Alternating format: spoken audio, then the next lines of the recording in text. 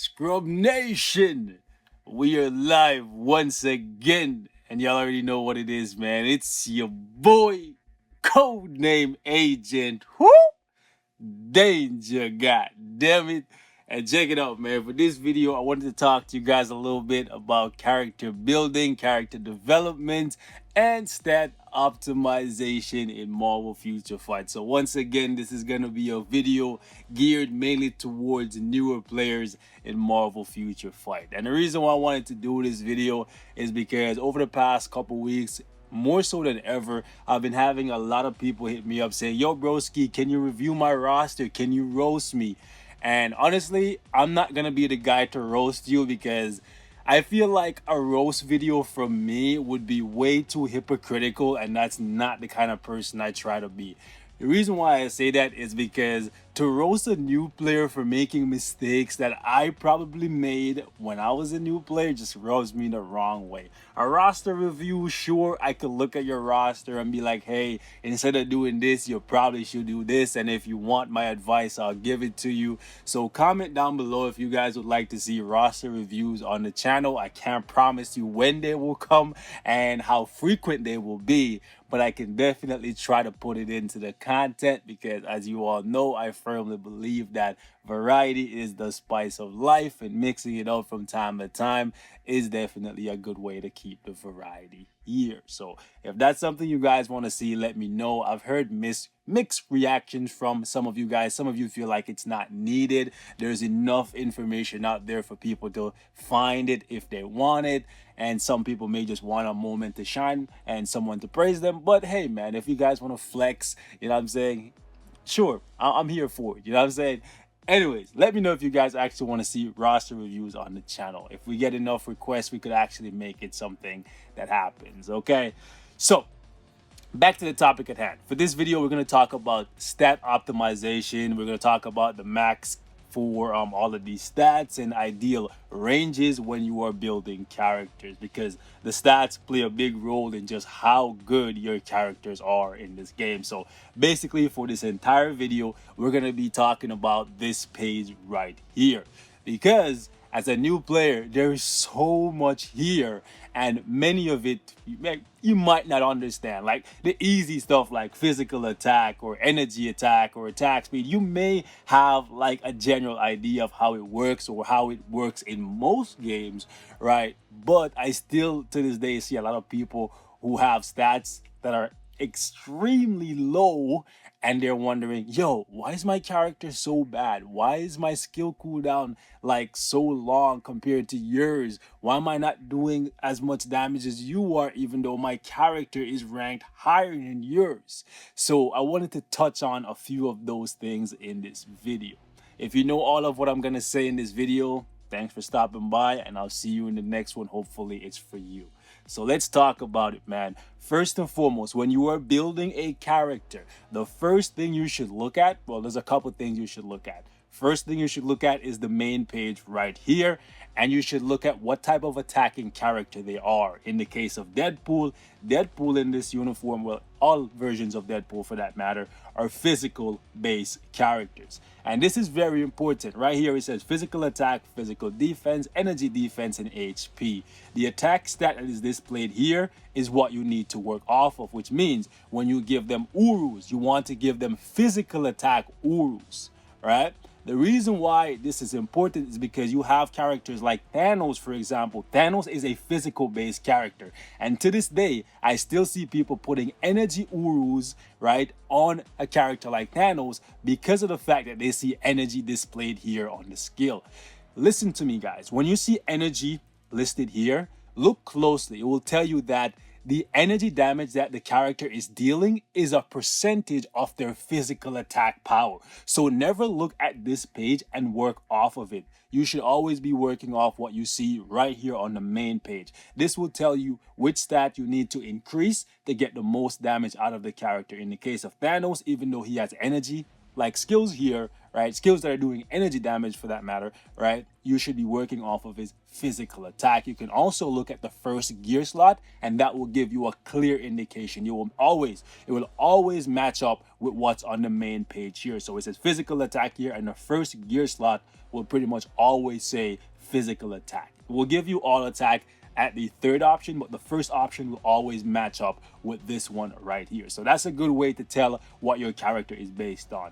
Don't look at the skill page and say, okay, I see energy here, I should put energy urus on them, or I should give them energy attack on their ISOs. You should be going for all attack or physical attack if it says physical attack here, which means this ISO right here, which only offers all attack or energy attack, in the case of Thanos or any character like him that does physical attack, well, that is based on physical attack, this should always be all attack, right? Same goes for these things right here. They should always be saying either physical or energy for a character like Thanos, okay? Next thing you need to look at when you're building a character is what stats they get as a part of their gears. The only gear option that you can roll is the one here that is highlighted in blue on the fourth gear slot. So the reason why you want to look at this is because it will give you an idea of how much additional stats you will need to add to the character to get them fully decked out, and we'll talk about the stat page in a second. What I'm talking about here is, for example, Thanos. You can see on his gear slot he gets extra ignore defense, which means for a character like Thanos, you're probably not going to need to give him any ignore defense urus, especially if you give him an attack ISO set, which gives you some ignore defense in there as well. Okay, so you always want to look at that, and then in addition to that, you want to look at their skill effects, right? For example, Thanos, I know in this uniform, he gives himself a whopping 25% critical attack for 7 seconds with a 13-second cooldown, which means with max skill cooldown, which we will talk about in a second, right? This skill will come off cooldown basically every 6.5 seconds, which means I don't need to give Thanos max crit rate because I'll basically always have max crit rate if I optimize the stat page properly. So these are things you want to look out for. You want to look for stuff like crit rate. You want to look for stuff like attack speed. Some characters will give themselves like a 25% or a 20% attack speed. In the case of somebody like, I don't know, where's my guy? Steven, the goddamn demon. Where is he? Hold up, I'm blind. Right here. Bad fingers. In the case of somebody like Doctor Strange, you'll see right here, he gives himself a whopping 20% attack speed or all speed. All speed means movement speed and attack speed, right? So you want to look out for these as well. Sometimes it will just be attack speed. Actually, I think pretty much all the time it's all speed, right? But you want to look out for this. Sometimes it'll be 1%, but in case of Doctor Strange and characters like him, it'll be 20%. And then you see right here a whopping 60% critical rate, which means you're not going to need to give a character like Doctor Strange very much, if any, critical rate at all. And it's not just for characters like Doctor Strange. You can look at somebody like Negasonic. She's very, very easy to build because in her kit she gives herself additional crit rate and additional crit damage. So she's a very, very easy character to optimize, especially since her gears, like these things right here, natively give her really, really good stats. So characters like these are very new player friendly because you don't need to give them a lot of additional stats, which means extra urus or good rolls on the ISOs. You may not have like ISOs with like HP or dodge or crit rate, roll with the attack stats, right? So these are things you want to look out for when you're building your character. You want to look at their stat page, and then you want to look at their skills, see if they're giving themselves any additional effects. You want to look at the main page to see what they're based on. And just to reconfirm, you can look at their first gear slot. Okay, so next thing we got to talk about right here is we'll talk about maybe like custom gears and best ISOs in another video if you guys actually want me to continue with this little series right here. And I might even put all of these videos in a playlist so it's like easily accessible to people who actually want it. Okay. Let's jump into it. So the stat page right here, this is your best friend, and you should always be checking it and double checking it every time you make a change to your character. Whenever you see a stat highlighted in yellow, it means it has reached the cap, the maximum that stat can be. And the more stats you can max out, the better. However, there is 5 very, very important stats in this page that is crucial. and honestly universally useful to absolutely every character in the game. And if you love a character and you want to see their true potential, right, you should max out all 5 of these stats. I will give you the optimal ranges for if you cannot max out their stats, just because some characters it's harder to max out their stats than others, and honestly some characters even with max stats it will not be displayed here. For example, let me show you Thanos, right? Thanos, in my case, all I would ever need to give him in this uniform is exactly 50% critical rate, and with the 25% from his third skill, he will have max crit rate. However, that will not be shown here because it's not a stat that I added via like gears and urus and that kind of stuff. But once I activate the third skill when I'm in battle, his crit rate goes up to around 73%? Yeah, give or take. So it's something you need to keep in mind. Some characters, their page won't look as beautiful as Pietro's look, but once they get going and they activate certain skills, it basically looks like this, but you just can't see it. Okay, so every stat in the game, with the exception of attack and defense, they have a cap. However, there's only 5 stats that you need to cap out: attack speed, crit rate, crit damage, ignore defense, and skill cooldown or reduce cooldown durations. These things are very, very important. Attack speed, very simple. It determines how fast your character attacks, how fast they fly through their skill animations. For some characters, this is more important than others. The reason for that being some characters have a long startup time before they get off their skills, and they may not be very safe when they're doing that. So getting more attack speed will help you get off your skill more safely and probably help you not take damage at the beginning of your skill. Moving on, we have critical rate. Critical rate is very important because it's the rate in which you deal critical damage. The higher your critical rate, the more frequently you will land a critical attack. And if you ever want to know what a critical attack is, watch your character when they're attacking, and if you see an exclamation mark followed by the number, that means you just did a critical attack. Now, your critical damage determines just how much extra damage you get when you deal a critical hit. So basically, the critical rate determines the frequency, and the critical damage basically determines how much extra damage you do. So these two things go hand in hand, and maxing them out will effectively make it so that you do more damage. However, let's say you cannot max it out because the character you're building, they just don't get enough extra stats from their gears or maybe from their effects here. Maybe say they get nothing. What do you try to aim for? Well, a good rule of thumb for me when it comes to attack speed is 115%. That's middle ground for me. For example, on my Jean Grey, I have the exact same thing, 115%, right? That's what I generally try to aim for. That's the minimum. That's middle ground. That's basically 50% because every character in the game starts off at 100% for attack speed. Moving on to critical rate. For me, if the character that I'm dealing with has 0 extra critical rate built into their kit, I aim for minimum 50%.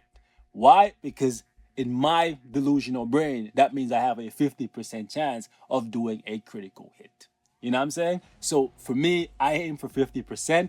And when it comes to critical damage, I generally aim for 170 to 190 if I cannot max it out. Obviously, maxing it out is the best way to go, but if I can't and I want to make sure that I max out other important stats as well, then I go for 170 to 190 with 50% critical rate, 115% attack speed, and you almost always, right? It's very, very rare that you do not need to max out your ignore defense. Ignore defense basically determines just how much defense the enemy you're facing has when you enter battle.